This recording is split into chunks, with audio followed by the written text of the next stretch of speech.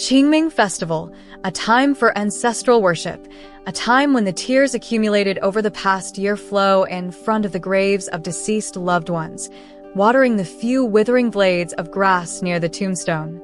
I'm not sure if I'm crying for the departed or for myself, still wandering through life. Xia Tian, go back with Grandma and start cooking. Your grandpa and the others must be hungry, her mother said softly as she took out a handkerchief and gently wiped the photo of Xia Tian's father on the tombstone. Supporting her grandmother, Xia Tian carefully descended the sloping hill. Below the hill was a smooth cement road, while above was the family's ancestral graveyard. The Xia family's deceased have always been buried here. 10 years ago, Xia Tian's father passed away suddenly from a heart attack. Despite emergency efforts, he couldn't be saved, and now he rested here. Xia Tian glanced back. Her mother was still kneeling in front of her father's tombstone, her back filled with sorrow. Every time her mother came to visit her father's grave, she would quietly stay for a long time, much like when her father was still alive. Those days when one of them read the newspaper while the other knitted in silence. Before they realized it, day had turned to night. Living through separation can never compare to the finality of death. One of life's greatest sorrows is knowing you can't come back, yet I still can't bear to leave.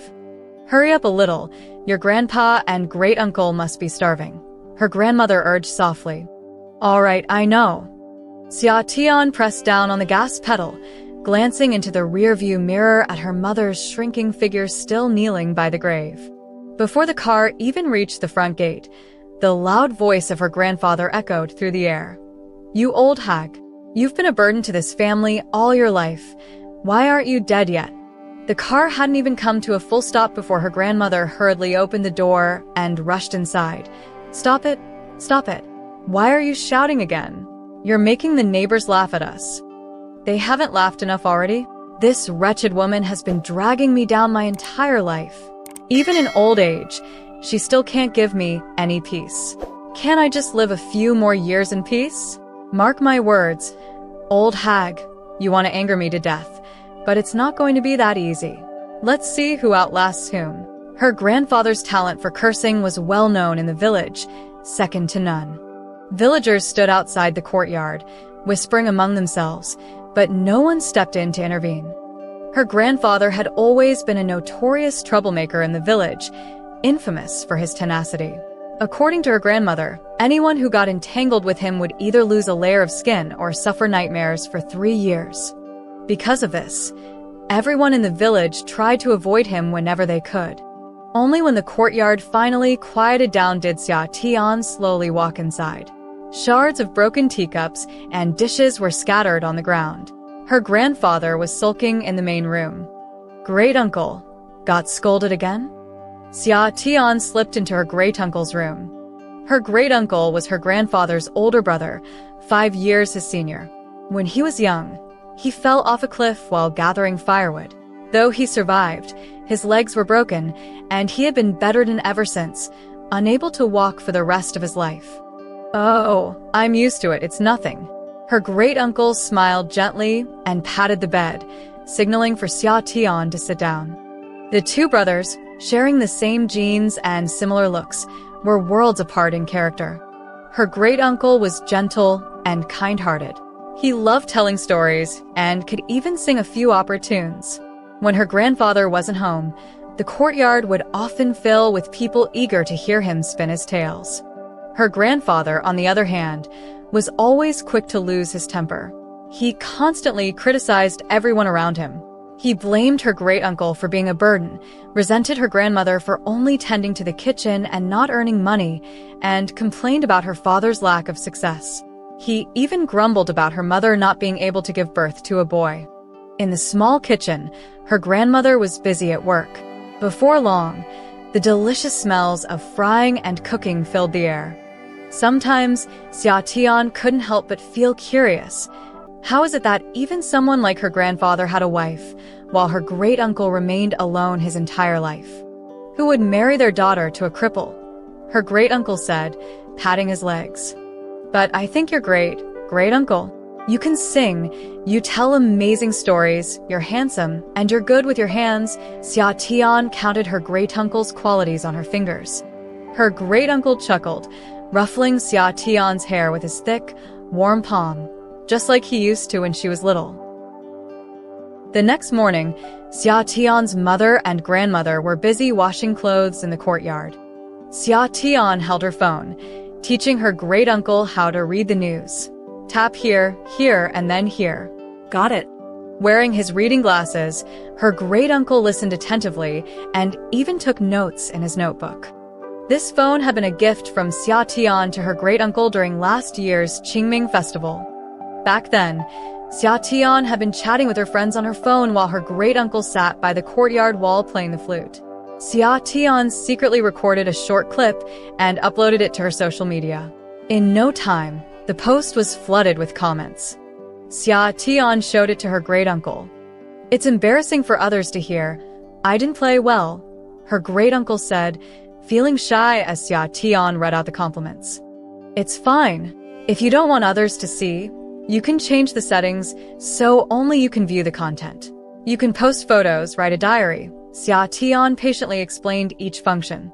"That's amazing. It would be a pity if it got lost though," her great-uncle marveled at the technology. "It's okay. Even if you lose the phone, as long as you remember your account, all this can be recovered.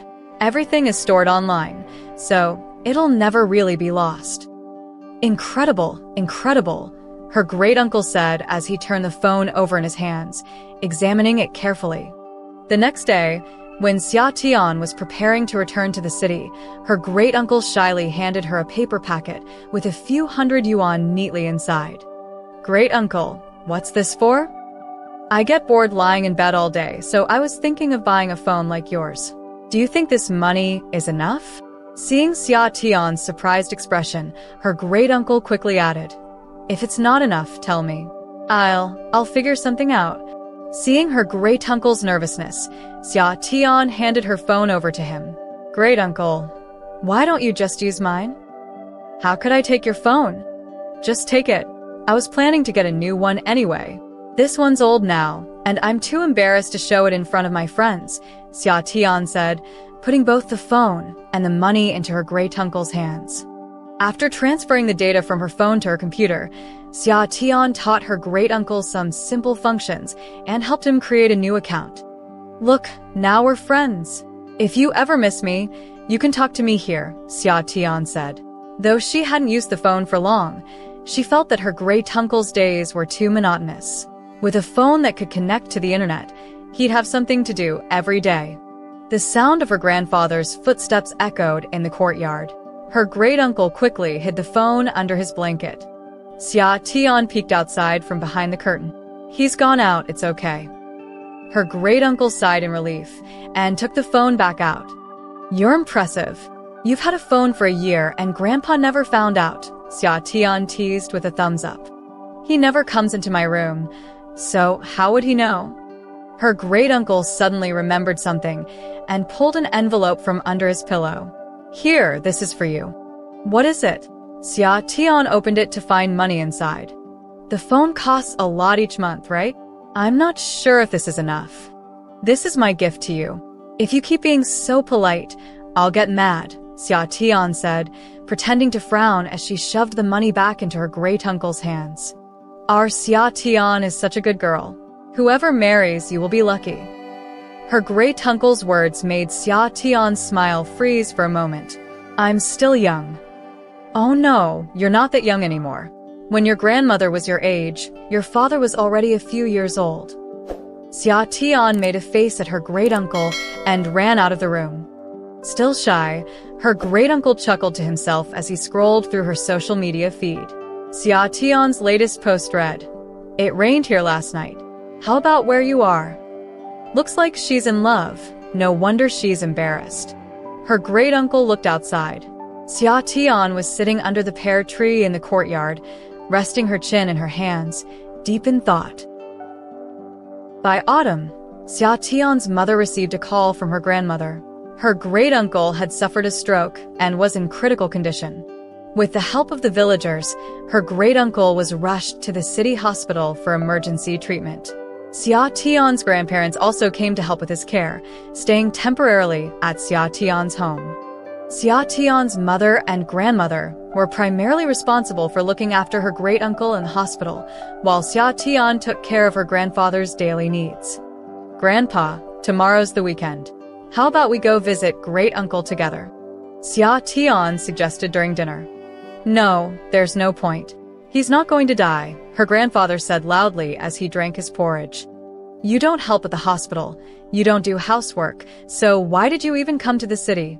Xia Tian muttered under her breath, her words barely audible, but her grandfather heard. He threw down his chopsticks and yelled, "Am I indebted to that old cripple? Or am I indebted to you, you little ingrate? None of you are any good. The old one's wasting food, and the young one isn't even hurrying to get married. Are you all trying to drive me to my grave?" Without responding, Xia Tian grabbed her bag and fled the house, wandering aimlessly by the city moat. She posted on her social media, "I miss you. If you were here, I wouldn't feel so lost." A few minutes later, she saw her great-uncle's comment, "Don't be afraid, great-uncle is here with you." He even added a cheeky, smiley face. Xia Tian burst into laughter, and immediately, tears streamed down her face. "Dongji, when are you coming back? If you don't return soon, I'll be a spinster and no one will want me. You have to take responsibility." Xia Tian thought back to the first time she met Dongji. It was the afternoon of the last day of her college entrance exams when she was 18. Perhaps due to nerves or heat stroke, Xia Tian felt terribly sick on the way to the exam venue. Leaning against a willow tree, she vomited everywhere, her hands and face covered in the mess. No passerby offered help. Then a soft male voice asked, "Hey, are you alright?" It was Dongji. He helped Xia Tian sit in the shade, bought her water and tissues, and when he found out that they were heading to the same exam venue, he even offered her a ride on his bicycle. Sitting on the back seat of his bike, Xia Tian's panic gradually subsided. "Thank you," she said before entering the exam hall. "No problem. Good luck on your exam," Dongji said, extending his hand in an official-sounding manner. Xia Tian hesitated for a moment, but gently shook his hand. Unexpectedly, the next time they met was during the university's orientation ceremony. Dongji, as the freshman representative, gave a speech on stage, and Xia Tian applauded so hard that her palms turned red. Dongji spotted her in the crowd and waved. He still remembered me. Xia Tian's heart raced, her face flushed, and the redness refused to fade for a long while. During the summer, Xia Tian kept her great-grandfather company at the hospital, peeling apples while telling jokes she'd read online. Her great-grandfather, doing quite well, was lying back and playing on his phone. Despite Xia Tian's best efforts to entertain him, he didn't react at all. Frustrated, she plopped down next to him and pouted, "I've been talking so long my throat is dry. Why aren't you even cracking a smile?" Her gaze unintentionally drifted over his phone screen, catching a glimpse of some text. "My love, Su Xian." "Whoa, you're writing a love letter? Which lady is it for? Let me see." Xia Tian's jaw dropped in shock. She never imagined her great-grandfather would be involved in a romance in his twilight years. "And no, you saw it wrong," her great-grandfather stammered, his ears turning red. "Come on, be honest, are you having an online relationship?" "Great-grandpa, let me tell you, there are lots of scammers online nowadays. You need to be careful," Xia Tian warned him, trying to sound serious. Her great-grandfather just shook his head and didn't explain. At that moment, her grandmother came in with a lunchbox. "I could hear the two of you making a ruckus from the hallway. Watch out, or the nurse will come and scold you." Grandma, great-grandpa is dating." Xia Tian's words were cut off when her great-grandfather quickly covered her mouth. "Don't say nonsense, or I'll tell Grandma about you dating someone," he whispered in mock threat. "You wouldn't dare," Xia Tian challenged, eyes wide. "If you dare, I dare," her great-grandfather countered. Fine, Xia Tian relented. Seeing the playful exchange between the two, her grandmother handed a bowl of herbal medicine to her great-grandfather. "Take this medicine first, then you can eat." "All right," her great-grandfather sighed and downed it in one gulp. Her grandmother gently wiped away the leftover medicine from his lips and then handed him some hawthorn berries before turning to serve dinner. "Is the medicine bitter?" Xia Tian asked, helping him remove the hawthorn seeds and offering them to him. She remembered how, when she was a child and had to take medicine, her grandmother always gave her hawthorn berries afterward to chase away the bitterness. "No, it's sweet," her great-grandfather lied, smiling. "You're lying. I'm not a kid anymore," Xia Tian huffed. Her great-grandfather grinned widely. "It's really sweet." After her great-grandfather's condition stabilized, Xia Tian's mother brought him home to stay with them. Her grandfather, however, couldn't stand the restrictive city life and kept insisting on going back to the countryside. "Can you manage by yourself if you go back?" her grandmother asked. "Aren't you coming with me? Your brother's still unwell, and he needs someone around. These two both work during the day. If I go back, who's going to take care of him? You're not in such a rush. Once he's better, we can go together." Before she could finish, her grandfather jumped up. "You all just fuss over him. I'll go back myself. I don't need any of you worrying about me." That afternoon, her grandfather packed his things and caught the last bus back to the countryside. Once he left, life quieted down. After dinner, Xia Tian would take her great-grandfather to the garden for a stroll. He had become a bit of a celebrity in the neighborhood, and people would gather around when they saw him. "Old man, give us a tune on the flute," someone suggested. "I didn't bring my flute," her great-grandfather said, glancing helplessly at Xia Tian. "I'll get it," she said, hurrying home. As she unlocked the door, she overheard her mother and grandmother talking. "I'm telling you, you're still young. If the right person comes along, you should consider remarrying." "Mom, don't push me. I know how I feel," her mother replied. "No matter how good Xia Tian's dad was, he's gone. You need someone living, someone warm by your side. That's the only way to get through life." I know, but I just can't let go. This was his cup, his chair. It hurts too much. Just thinking about it makes my heart ache," her mother said, her voice breaking into sobs. Hearing her mother's muffled cries hit Xia Tian like a punch to the heart. Her grandmother, also on the verge of tears, added, "Child, you're so stubborn. How will Xia Tian ever feel okay about getting married if she knows you're like this?" Xia Tian quietly walked down the stairs and crouched in a dark corner, biting her arm to distract from the pain in her chest. When she finally returned to the garden, her great-grandfather had already recited several tales. "What took you so long, kid? Did you get lost in your own neighborhood?" he teased, still caught up in his storytelling mood. "Great-grandpa, have you ever loved anyone?" Xia Tian asked suddenly as she pushed his wheelchair. "Why do you ask?" "No reason," she replied, feeling the awkwardness of her own question. In truth, she wanted to ask him how long it takes before the memory of someone you've lost fades away. Why couldn't her mother, or herself, lessen that lingering longing? Did something happen? Did you have a fight with your boyfriend? Did he hurt you? Her great-grandfather asked, pulling her in front of him. Xia Tian shook her head. "No worries. If any guy dares to treat you badly, I'll handle him for you," her great-grandfather said, grabbing a nearby stick and brandishing it like a sword. Xia Tian knelt down and rested her head on his lap. "Great-grandpa, tell me a story." "Of course. Which one would you like to hear?" He cleared his throat and began recounting another tale. As his voice filled the air, Xia Tian's mind wandered to Dongji, the boy who always smiled with his eyes. University life had turned out to be far less exciting than Xia Tian had imagined. Her biggest joy every day was to accidentally bump into Dongji on campus. "If you like him, why not just tell him?" her roommates would urge. "But I'm a girl," Xia Tian replied, her traditional values holding her back. "Come on, it's the modern era. There are way more girls than boys at our school. If you don't make a move, someone else will snatch him up." Finally, with her roommates' endless warnings and teasing, Xia Tian decided to act. On Christmas Eve, she packed a box of chocolates and waited outside Dongji's dorm. That night, she waited for hours, but he never showed up. The next day, she heard from a classmate that Dongji had been hospitalized, so she rushed to the hospital with a bouquet of flowers. She found him pale and lying in bed. "What happened? You look awful," she exclaimed.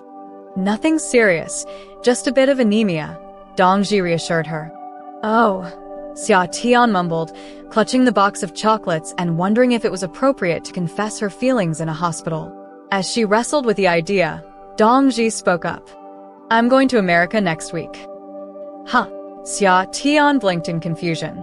"I'll be gone for a long time. Let's exchange contacts, so we can stay in touch. If I get bored over there, I can chat with you," Dongji said, handing her a notebook. That was the last time Xia Tian saw Dongji. Back in the present, her great-grandfather gently lifted her tear-streaked face. "Why are you crying so much, girl? Your story was just so sad," she lied. "But I told a comedy," he chuckled, confused. "I laughed so hard I cried," Xia Tian replied, wiping her tears and making up an excuse. Her great-grandfather patted her head. It's okay. If something's bothering you, don't hold it in. In life, you'll come across plenty of things that make you sad. But once you've cried it out, you'll feel better." With her face buried in his lap, Xia Tian finally allowed herself to cry as much as she needed. It was during the winter solstice when the accident happened to Grandpa. He had gone out at night to use the toilet and didn't notice the ice on the ground. He slipped and injured his leg so badly that he couldn't walk. When the village chief called Grandma, Grandpa's curses could be heard through the phone. "You all are living the good life in the city, right? Just leave me here to die alone." Grandma packed her things to go back home and take care of Grandpa. "Mom, don't worry. I'll take good care of Uncle," Mom reassured Grandma as she saw her off. "Sai, I'm sorry for troubling you and Xiatian," Grandma said. Then, turning to her eldest brother-in-law, she added, "Big brother, take care of yourself. I'll handle things at home." Her eldest brother-in-law gave a quiet grunt in response. After Grandma returned to the countryside, her brother-in-law seemed to lose some of his spirit. Whenever Xiatian offered to take him downstairs for some fresh air, he would decline, complaining about the cold and preferring to stay in his room browsing his phone. Time flew by, and soon it was almost time for the new year. Mom and Xiatian discussed bringing Grandpa and Grandma to the city to reunite for New Year's Eve. When Xiatian called Grandma, she seemed happy, and even Grandpa was in a surprisingly good mood, saying a few kind words on the phone for once. On the 29th of the lunar month, Xiatian and her eldest uncle were at home, discussing how to write the spring festival couplets, when Mom suddenly burst into the house, flustered and chilled. "Xiatian, your grandma, she's gone?" With a loud crash, the ink box in Uncle's hand fell to the floor. When Xiatian drove them all back to the countryside, her mother, eldest uncle, and herself, Grandma, had already passed, lying still on her bed. Grandpa sat out front, chain-smoking, a grim expression on his face. "How did this happen?" Uncle stretched out a hand, trying to touch Grandma's head, but his wheelchair was too far from the bed. He strained, but couldn't reach. Grandpa explained that the night before, he and Grandma had gotten into an argument. In a fit of anger, Grandma had stormed out into the yard. Grandpa went to bed, thinking nothing of it. When he woke in the middle of the night, he realized she hadn't returned and called out for her, but there was no response. Sensing something was wrong, Grandpa hobbled out with his cane to look for her. After searching for a while, he finally found her in the eldest uncle's room. There had been no fire lit in Uncle's room, and it seemed Grandma had been sitting there for too long. Her legs must have gone numb from the cold, and when she tried to stand up, she lost her balance, falling backward and hitting her head on a trunk. The trauma caused internal bleeding, and by the time Grandpa found her, it was too late. "You bastard!" Uncle tried to lunge at Grandpa but fell out of his wheelchair, collapsing onto the floor. Grandpa's mouth twitched, but he stayed silent, holding his head in his hands, not defending himself. Grandma's funeral was held just a few days after the New Year. Xiaotian, dressed in mourning clothes, followed the procession as they carried Grandma's coffin to the freshly dug grave in the family plot. They filled the grave with dirt, erected a headstone, and knelt to pay their respects. "Grandma, you never taught me how to pickle vegetables or how to stitch shoe soles, and you never told me how many people tried to woo you when you were young." Xiaotian murmured to herself as she knelt, her words drowned out by the sobbing of her aunts and cousins. After Grandma's passing, Uncle was persuaded by Xiaotian and her mother to move back to the city. Grandpa, however, never swore again, but he also stopped talking to anyone, insisting on staying in the countryside. Spring arrived quietly. Xiaotian's visa to the US had been approved, and she was discussing travel plans with Mom while they packed up their winter clothes. "We'll go visit your grandma and dad's graves during Qingming before you leave," Mom said. "Yeah, that's the plan." "Once you've taken care of things, come back early," Mom's voice wavered. "Just send me a message every day, even if it's just an emoji." "Okay." Xiaotian didn't dare say more, afraid she would start crying. She had thought long and hard about the trip to the US, and she knew she had to go. Some things, some people, needed closure. During Qingming, the rain drizzled down. "Uncle, the road to the cemetery is rough.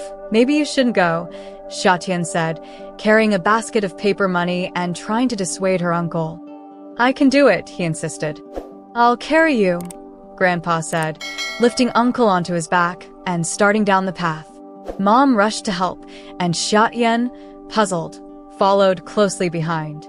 At Grandma's grave, Uncle wiped the tombstone gently with a handkerchief. "Suxin, I'm here. Don't blame me for coming so late. I'm no longer the man I used to be, and without the kids to help, I couldn't come on my own." Uncle got her name wrong, didn't he? Grandma's name wasn't Suxin, Xiaotian whispered to Mom. "Suxin was your grandma's maiden name. She changed it after she married your grandpa," Mom explained, much to Xiaotian's surprise. "Suxin, my love, my dearest Suxin." So, the love letters Uncle had been writing on his phone were for Grandma. Xiaotian looked at Uncle and then at Grandpa, who was silently smoking beside them, feeling completely confused. On the way back from the cemetery, Uncle said, "I want to move back home." Mom and Xiaotian exchanged glances, and Mom asked, "But who will take care of you?" Grandpa suddenly spoke up, "I'm still alive, aren't I?" No one said anything after that. That night, Xiaotian and her mother lay on a small bed, whispering in the dark. Why is Grandpa suddenly being nice to Uncle? Maybe he's come to terms with things. Your grandma's sudden death hit him hard, Mom said, and then she shared a story about Grandma, Grandpa, and Uncle. Your grandma was supposed to marry Uncle, but when Uncle broke his leg and became disabled, your grandma's family wouldn't allow it. So, she decided to marry your grandpa instead. Back then, even though your grandpa had a bad reputation in the village, he was still capable, and with your grandma being so determined, her parents agreed to the marriage. After Grandma moved in, Grandpa wanted to send Uncle away to live on his own, but Grandma refused. They argued and even fought over it. In the end, Grandpa couldn't win, and that's why Uncle stayed with them. From that point on, Grandpa's attitude toward Uncle worsened. Grandma always loved Uncle, didn't she? Xiaotian finally understood why Grandpa constantly complained that Uncle was a burden. He was angry that Uncle had taken Grandma's heart. Whenever your grandma showed even a little kindness toward Uncle, your grandpa would throw a tantrum. You can't really blame him. It must have been hard for him, too, Mom said, patting Xiaotian on the shoulder. Go to sleep. We have to head back to the city tomorrow. The next morning, Xiaotian found Grandpa sitting under the tree by Grandma's grave. Grandpa, will you still yell at Uncle? No, Grandpa replied slowly, looking up at Grandma's grave. Who would I yell at anymore? All those years of shouting, it was just to make you notice me a little more, talk to me a little longer, and soothe me a little bit. The louder I shouted, the more you spoke to me. But now, there's no need anymore. You'll never speak to me again, and you'll never look at me again. Xiaotian arrived in the United States and chatted online with her great-uncle. When are you coming back? Next month, I guess, Xiatian replied. Have you finished everything? Have you reconciled with your boyfriend? Yeah, we're back together. That's good. I won't keep you. Your grandpa and I are going to burn some paper for your grandma. We'll talk when you come back. Xiatian put down her phone and leaned against a tombstone, softly saying, Dongji, it's been so long since we last met. How have you been? In front of the tombstone lay a box of chocolates, the same one Xiatian had prepared for her confession back in college. She added new chocolates to it every year. She thought that if Dongji returned to find her, she wouldn't care about any girl's modesty and would definitely rush to confess. But the chocolates had changed from one box to another, yet Dongji never came back. You don't come looking for me, so I'll come looking for you. Xiatian opened the box and unwrapped a chocolate, popping it into her mouth. It's really delicious dark chocolate. You should try it too. Dongji, I've been so foolish. All these years, I've been waiting for you to show up online, and today I finally realized you had long since told me the answer. Xiatian entered Dongji's number on her phone, input her password, and logged into his space, reading through his encrypted diaries one by one. I wanted to contact Xiatian several times, but I held back. I was afraid I wouldn't be able to cope. What if I died? Would she be sad for me? I didn't want to make her sad. If I could return alive, I would definitely tell Xiatian that I like her. If I really die, then today is so hard. I threw up and remembered what Xiatian looked like the first time we met. It was really funny. The sun is so warm. I miss Xiatian. I miss Xiatian. I miss Xiatian. I miss Xiatian. Xiatian, I'm leaving. Forgive me for getting your number through deceit. I've thought of a million ways to start a conversation with you, but I just couldn't think of how to say goodbye. I'm sorry. In Dongji's friends list, there was only Xiatian. She pressed her phone to her heart and thought, Dongji, I should have confessed to you in the hospital. But it doesn't matter if it's late after all these years. I like you. I've always liked you all these years, only you. I leave messages for you online every day. To me, you have always been with me. Today, I'm here to say goodbye to you. Goodbye, Dongji. Thank you for giving me your chat account. Thank you for giving me the purest love of my youth. Xiatian gently kissed the photo of Dongji on the tombstone. In the photo, Dongji was forever 20 years old, looking just right, as if time had stopped. Before the plane took off, Xiatian wrote in her space, I'm about to fly. Wish me a safe journey. After the plane landed, Xiatian updated her space. I'm going home. Don't worry. Loving you has become a habit. Even though I know you can never see this, I still want to leave a few words to tell you that I'm doing well. Don't worry. In front of Grandma's grave, Great-uncle looked at Xiatian's status update on his phone. Su Xian, Xiatian has reconciled with her boyfriend. It won't be long before you'll have a grandchild to hold. You don't need to worry about her. I wrote you another letter yesterday. Let me read it to you. Great-uncle put on his reading glasses. My beloved Su Xian, I hope this letter finds you well. Last night, the wind blew, and I couldn't sleep all night. I remembered what you looked like when we first met. Grandpa stood at a distance, watching Great-uncle. If he hadn't stubbornly insisted on climbing the cliff all those years ago, Great-uncle wouldn't have broken his leg while trying to save him. Only the two of them knew about this incident. Great-uncle said, since my leg is broken, why bother pursuing responsibility? Grandpa resented himself for avoiding responsibility back then and for taking Great-uncle's place, replacing his happiness. All these years, he had been making a scene, not letting anyone find peace. He was afraid that if he softened for a moment and told the truth, he would become someone Su Xian despised or even hated. Now, he finally felt liberated. He watched Great-uncle sitting in front of Grandma's grave while he stood far away. This was the distance that should exist among the three of them. Su Xian, I want to call you like he does, but since you married in, you changed your name. I know, Su Xian can only belong to him. You thought of him right before you died. I looked for you everywhere. I considered going to his room to look for you, but I didn't dare go in. I was afraid of seeing you in his room. I was afraid. Su Xian, if I had known that my cowardice would lead you to leave just like this, I really wish the one who fell off the cliff back then was me, not my brother. Although you might not know, when the matchmaker was tying the knot, it was you and me. Back then, I was too cowardly and let my brother go instead. I followed behind and you picked my brother, and he picked you. You don't know that the first time I saw you, I had already made my decision.